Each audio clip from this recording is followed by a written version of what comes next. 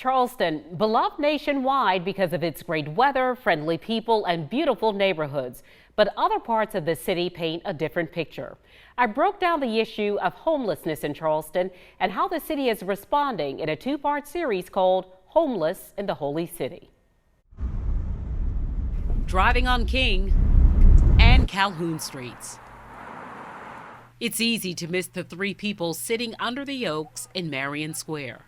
With our microphone and camera ready, we start a conversation with Thomas, Sheila, and Uriah about being homeless in America's best city. I've been out here for 2 years.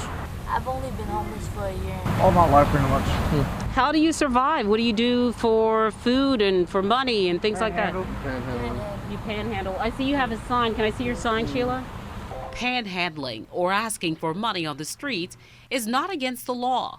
The United States Supreme Court says it's free speech, and local and state authorities cannot dictate who or how people ask for money. How do people usually respond to you? Well, they usually respond to us about, they don't usually respond because he has a dog. Rocky, come. Come. Come. Good boy. We walk one block to King Street Cookies and meet shop owner Harris Cohen. So I've got tons of pictures here, and these are just from the last month or so. Cohen has a lot to say about people who live on the streets. With the vagrants who are constant troublemakers out here and don't want to move forward with their life, you just have to get rid of them.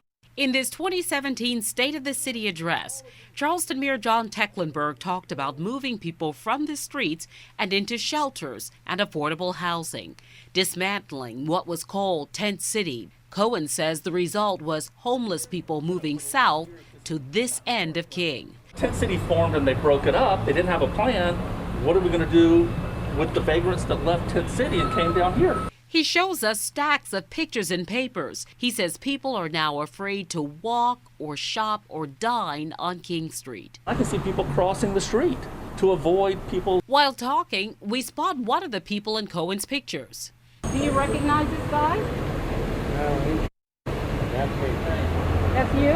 That's me. So Harris Cohen says that you cause problems near his business. No, I don't come down here. I stay out there or there. See the water. But on this day, you were near his business. Well, Cohen says even when he has pictures, as you just saw in that video, as proof, then can point out the offender, Charleston police officers turn a blind eye to a glaring problem.